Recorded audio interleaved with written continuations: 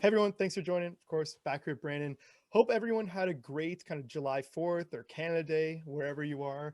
Pretty exciting video. Going to talk about a bunch of subjects. We've got the closing of the acquisition. We've got record financial results, new products coming to market. So a lot to cover. But first things first, Brandon, how are you? Doing great, doing great. It's been a good, great summer to start, but yeah, excited for the good stuff to continue. Yeah, no, awesome. I know we were talking about sports just before. Lots of sports and kind of their final pieces, whether you're a Euro Cup fan, hockey, basketball, you name it. But good start to the summer so far. But let's hop into it. I figured let's start with the closing of this acquisition. Do you want to kind of chat through that? And I know we've talked about it before, but maybe give a little 1 minute overview. Yeah. So we're really excited that to close the acquisition of the Crown. The Crown, based in Sacramento, really kind of twofold, right? They're an owner of brands, and then they're a manufacturing partner for some of the largest brands in California, right? Brands like Pure Beauty, Next Green Wave, Colas, Kush Boys, Tyson Ranch. They have a very extensive list of manufacturing partners, and I think what we've learned throughout this process, and even just our own journey, is manufacturing is not easy, right? Especially in a COVID scenario. To be able to manufacture at scale, do it efficiently, have the correct reporting, to be able to report to your brands, hey, this is the loss, this is how many units, all the important things. We've just realized that manufacturing is such a tough part of the business, and it's why you see a lot of the biggest brands in California kind of go away from it. Now, as a lot of brands go away and outsource manufacturing, for us, it provides a huge advantage and a huge opportunity. And so closing the acquisition of the Crown is really us doubling and kind of really committing going forward to that philosophy, right? I think there'll be a lot of synergy as we kind of work with the team at the Crown. Not only can we bring additional manufacturing clients to the table, leveraging our sales team who's out in the field every day, leveraging our kind of core, more corporate relationships. We see just a ton of value there where we can kind of bring in additional manufacturing client relationships, but then also the brands that they own, the brands that they're creating, leveraging our sales team who's already out in the field, right? Who all have already established the relationships with the bud tenders, the buyers, and being able to give them additional SKUs to be able to sell, we just think adds, so much more efficiency. So yeah, we couldn't be more excited to finally close the acquisition of the Crown. And we think that it's truly going to be a bit of a game changer for us as we, not only kind of continue to grow our proprietary brands that we own, but then also be able to kind of further the reach of the Crown's manufacturing partner relationships by bringing on additional clients for them to really help kind of increase the overall business. Yeah, no, awesome. Look, congratulations. I know none of this stuff happens overnight. Yep. I know it's a team effort, so fantastic. And this kind of segues perfectly. I know we wanted to chat about some of the new products that you guys are bringing to market. Do you want to Yep. talk about some of those? Yeah, I think that listen, anytime you do something over and over again, that part of the process becomes very easy, right? But I think part of the beauty and kind of touching back on the Crown is they have the experience in manufacturing all sorts of products in all different categories, all different sizes, all different, multi-packs, singles, what have you, right? So obviously we were going down our path of launching additional SKUs, which, we have, Ganja Gold launched a multi-pack featuring three, half grams, effectively, as they're kind of known in the market. Ours are a little bigger, but effectively it's a half gram that the market would kind of recognize. We launched a couple months ago a variety of our Ganja Gold Reds. So sativa, hybrid, and indica, all in kind of the 3-pack variety, all in kind of the format of a half gram, right? We're also launching the blues, which are our kind of premium product. Same format. We're going to do an indica, sativa, and hybrid. This will also feature 3 per pack, all in kind of that half gram variety, right? And so again, looking at the data, looking at kind of what the salespeople are telling us, what our retailers are asking for, these multi-packs have been something that the retailers have been begging for, right? You've just seen, even with a COVID scenario where less people are sharing joints, they want smaller sizes and all the things that you kind of expect. We're really kind of trying to be nimble and listen to the data, listen to our retail partners to really kind of create SKUs and sizes that kind of fit, what they're ultimately looking for. But I think, again, as I mentioned with the Crown, knowing that we have all of that expertise in house, knowing that we have the manufacturing capabilities to do effectively anything tomorrow, right? It gives us the ability to kind of look at, what other SKUs, what other categories are really taking off. Where can we plug them in to our brand portfolio, or maybe we start a new brand, right? Focusing on various categories, whether that's carts or edibles or what have you, right? It just gives us the flexibility to know that we can kind of create those products tomorrow. But I think, more importantly, it allows us to do it efficiently, focusing on our kind of gross margins, right? And so, it's one thing to be able to manufacture products.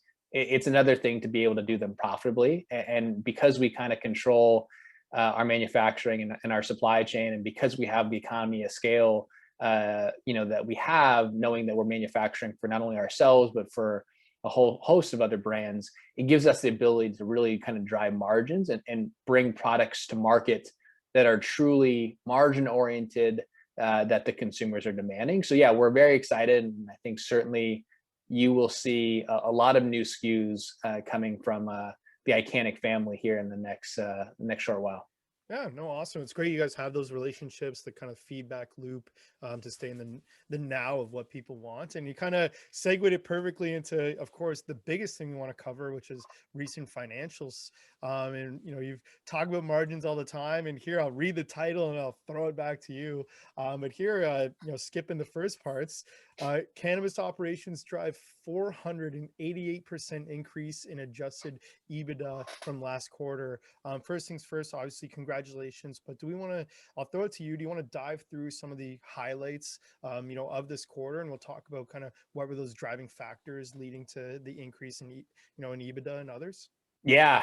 No, it was a fantastic quarter for the company. I couldn't be more proud of everyone, right?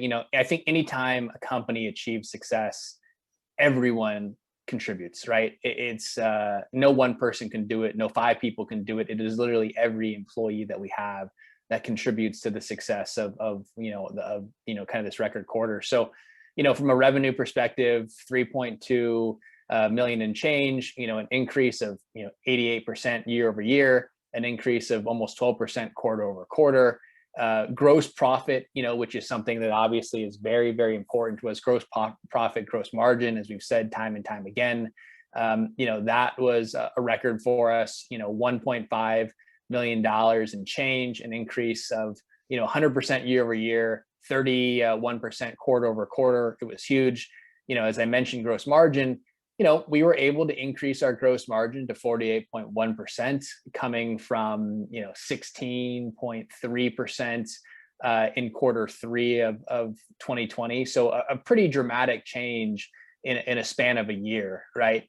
We also had record net income, just under $200,000 of net in Q3, compared to a loss of 500,000 the quarter prior.